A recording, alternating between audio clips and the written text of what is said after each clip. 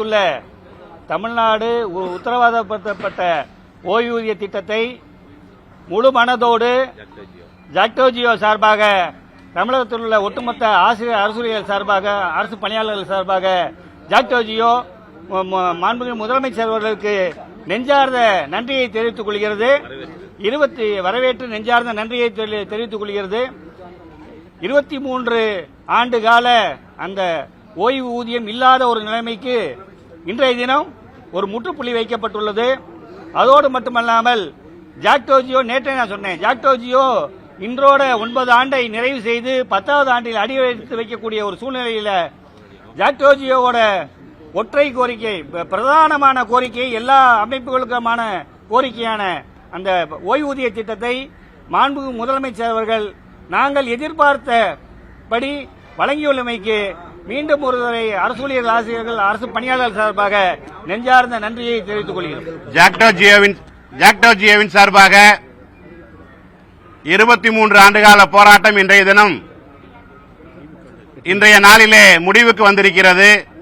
தமிழகத்திலே மக்களுக்கும் மாணவர்களுக்கும் விடியலை கொண்டு வரக்கூடிய வகையிலே விடியல் ஆட்சியை நடத்தி கொண்டிருக்கக்கூடிய விடியல் நாயகன் மாண்புமிகு தமிழ்நாட்டினுடைய முதலமைச்சர் அவர்கள் 6.25 லட்சம் ஆசிரியருடைய கோரிக்கையை ஏற்று எங்களுடைய வாழ்வாதாரமான கோரிக்கையான புதிய பங்களிப்பு ஓய்வு திட்டத்தை முற்றிலுமாக ரத்து செய்து பழைய ஓய்வு திட்டத்தை நாங்கள் அறிவிக்க வேண்டும் என்று போராடி வந்தோம். நாங்கள் எதிர்பார்த்ததற்கு மேலாக பணி நிறைவு பெறக்கூடிய ஆசிரியர்கள், அரசு ஊழியர்கள், அரசு பணியாளர்களுக்கு 50% ஓய்வூதியத்தை அறிவித்திருக்கிறார். அது மட்டுமல்ல, இறப்பு பணிக்கொடையாக இறந்தவர்களுக்கு 25 லட்சம் ரூபாய் வழங்கப்படும் என்று சொல்லியிருக்கிறார்கள். வெறும் ஓய்வூதியம் மட்டுமே வழங்கப்படும் என்ற வதந்திகள் கிளம்பிய நிலையிலே மாண்புமிகு தமிழ்நாட்டுடைய முதலமைச்சர் அவர்கள் எங்களை கருணையோடு பார்த்து அகவிலைப்படியுடன் கூடிய ஓய்வூதியத்தை வழங்குவோம் என்ற உறுதியை தெரிவித்திருக்கிறார். இந்த போராட்டத்திற்கு தமிழ்நாட்டுடைய முதலமைச்சர் அவர்கள் இன்றைய தினம் முடிவினை எட்டியிருக்கிறார். நாங்கள் எதிர்பார்த்த அந்த ஓய்வூதிய திட்டம் தமிழகத்திலே அமல்படுத்தப்பட்டிருக்கிறது. ஜாக்டோஜியோ பேரமைப்பு முழுமையாக அதை வரவேற்கிறது. அதற்கு மேலாக எங்களுடைய மிக முக்கியமான கோரிக்கையான 2003க்கு பின்னால் இன்றைய தேதி வரை பணி நிறைவு பெற்றவர்கள் இறப்பு காரணமாக இறந்தவர்களுக்கெல்லாம் 48,000 பேருக்கு ஒரு கருணை ஊதியமாவது வழங்கப்பட வேண்டும் என்று கேட்டுக்கொண்டிருந்தோம். அதையும் மாண்புமிகு தமிழ்நாட்டுடைய முதலமைச்சர் அவர்கள் அறிவித்திருப்பதை ஜாக்டோஜியோ பேரமைப்பு பெரு மகிழ்வோடு நன்றியோடு வரவேற்கிறது. அது மட்டுமல்ல, நேற்றைய தினம் எங்களோடு பேசிய மாண்புமிகு பொதுப்பணிகள் துறை அமைச்சர் அவர்களும் மாண்புமிகு நீதித்துறை அமைச்சர் அவர்களும் 10 அம்ச கோரிக்கைகளை நாங்கள் நிறைவேற்ற வலியுறுத்தி வந்தோம். மற்ற கோரிக்கைகளையும் நிச்சயமாக விரைவிலே இந்த ஜனவரி மாதத்துக்குள் நாங்கள் நிறைவேற்றுவோம் என்ற உறுதியினை தெரிவித்திருக்கிறார்கள். இப்பொழுது மாண்புமிகு தமிழ்நாட்டு முதலமைச்சரை சந்தித்து அதையும் தெரிவித்திருக்கிறோம்.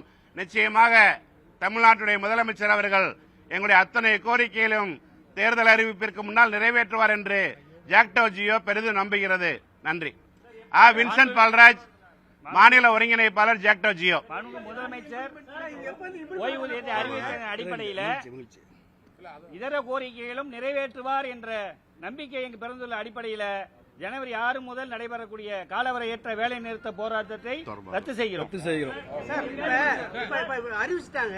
இதுக்கான விதிமுறைகளை வெளியிடுவதாக சொல்லியிருக்கிறாங்க. நாங்கள் மகிழ்ச்சியோடு அறிவிப்புக்கு எதிராக விதிமுறைகள் எதுவும் வர வாய்ப்பில்லை. எந்த விதிமுறைகள் வந்தாலும் நான் முதலமைச்சர் சென்று முறையிடுவோம். கண்டிப்பாக எந்த விதிமுறைகளும் இந்த ஓய்வூதியத்துக்கு எதிரான விதிமுறைகளா இருக்காது என்று நம்புகிறோம். வாய்ப்பு இருக்குன்னு எதிர்பார்க்கறீங்க. விதிமுறைகள்